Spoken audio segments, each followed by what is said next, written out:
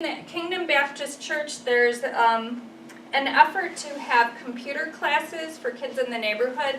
I'm not sure how that's going. That hopefully will work out, but we'll see. And then a lot of people from UT are interested in working with the garden group. And so hopefully everybody's aware that the parking lot is going to become a community garden. So Roger is in charge of that effort, and he's going to update us with what's happening with that, correct? Yes, how much time do we have for this? 5 minutes? Well, is that clock correct? It's 10:40.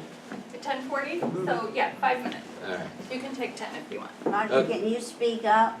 Yeah, sorry. Thank you. Also, a beer update would be good.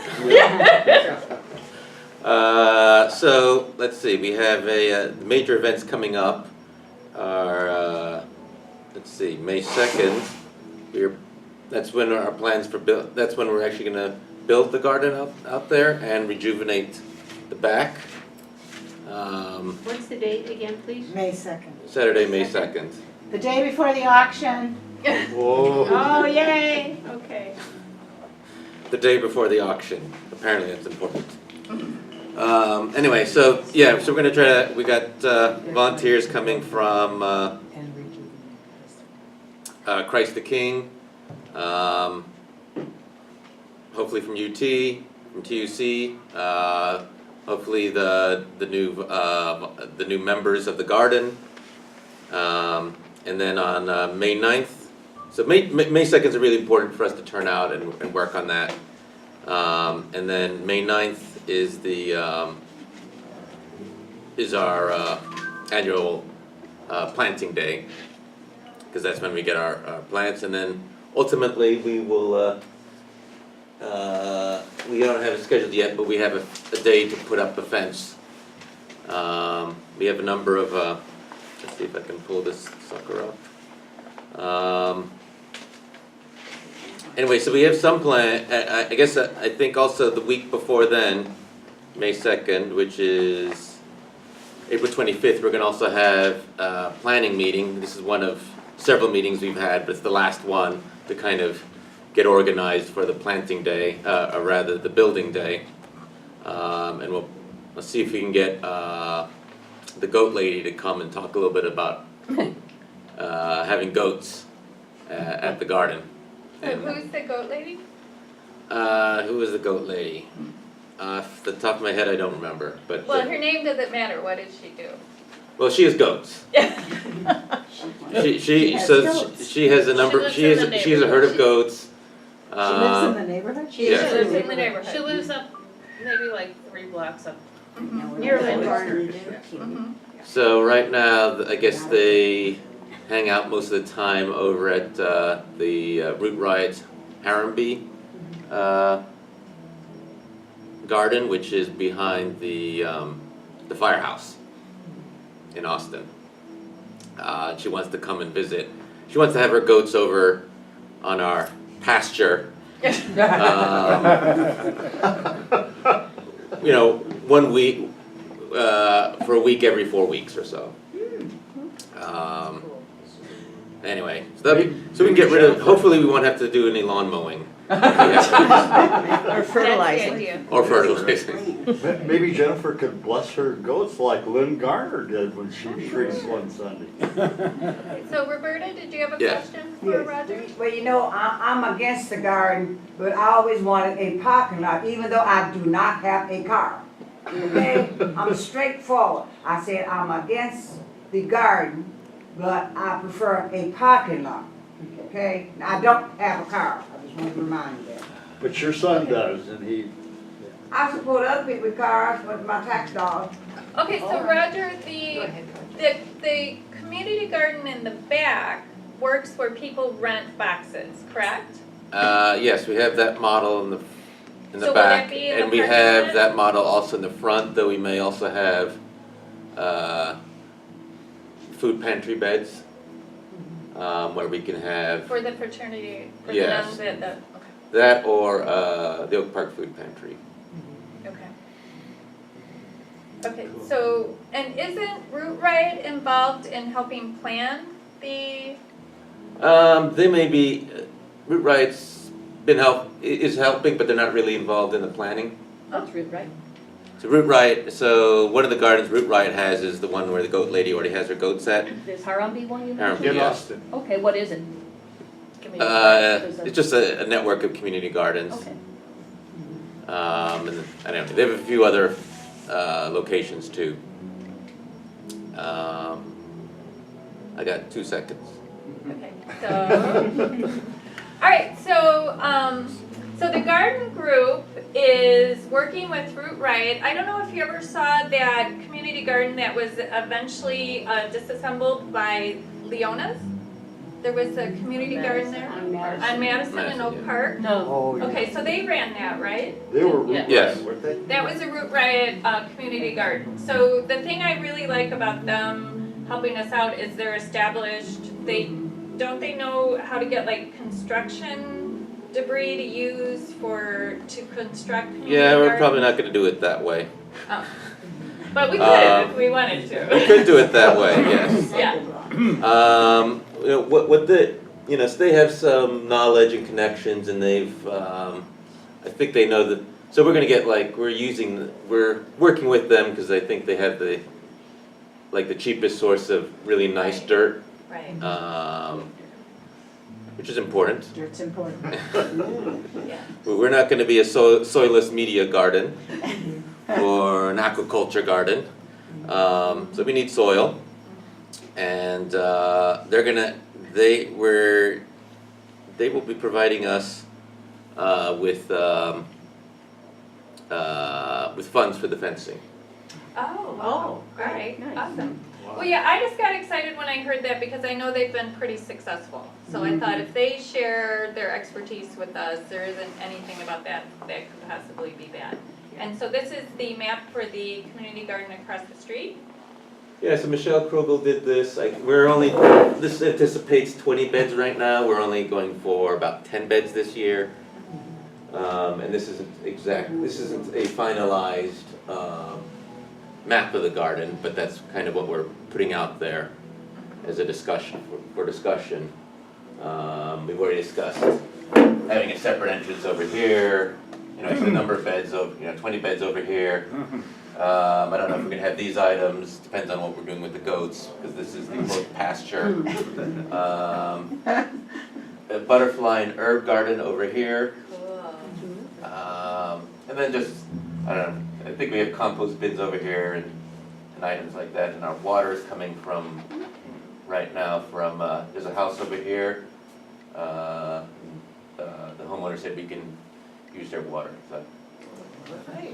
So, Water's important. anything else? Any other questions for Roger? May 2nd. Yeah. Does this mean we have forgotten about the parking lot? We won't No. get it?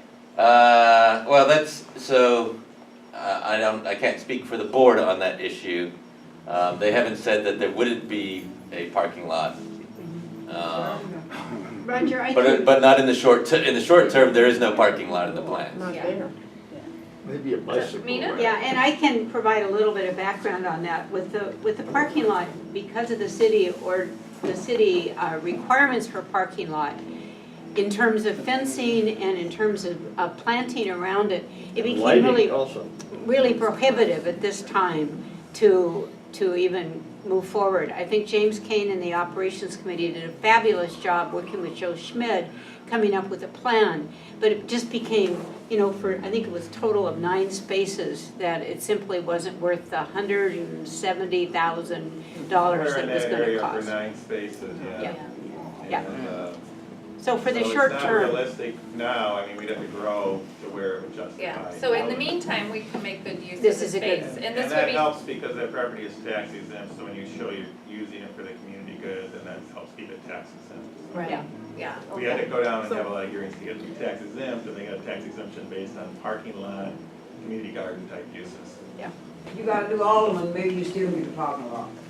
So, also, our garden group has, for that reason, we have a very prominent visitor, Julie Samuels, who told me that she's interested in the garden because she's part of the Chicago Community Gardeners Association. So did you want to say a few words about your association and Okay, community garden and the connections it creates?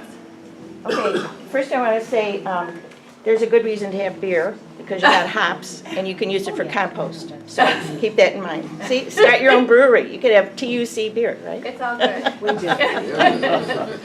Yeah, I'm a community organizer. I helped start the Austin Green Team in 1994. It's an Association of Community Gardeners in Austin. Austin has more vacant land than virtually any other community except maybe Englewood.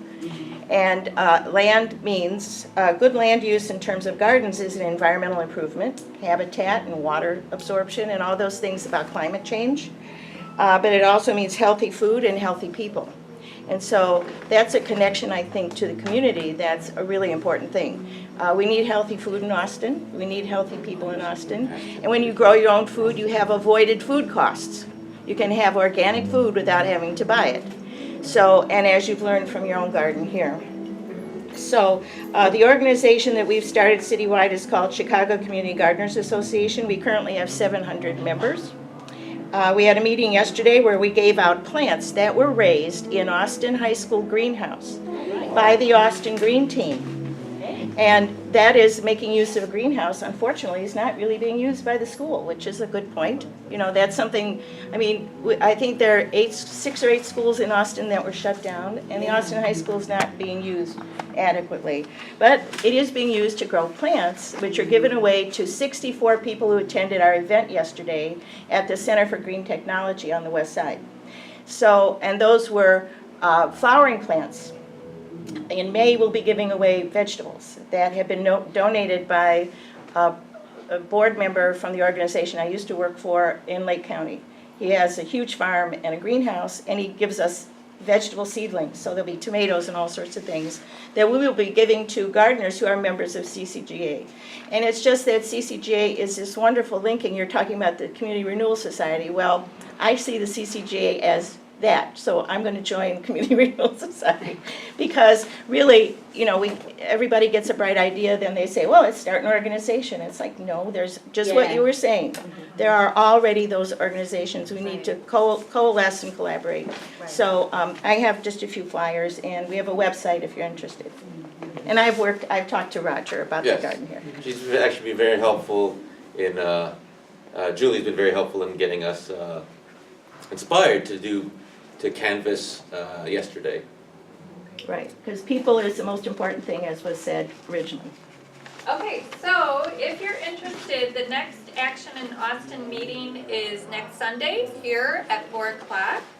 And I am going to send to Maureen and have her send out to everybody all the links to all the websites if you're interested in more information about any of this.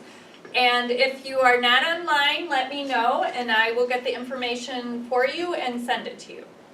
Okay, so are there any other questions? Yes. Just had a quick announcement, and this is, you know, this could potentially just be me doing my own thing, but I think it relates.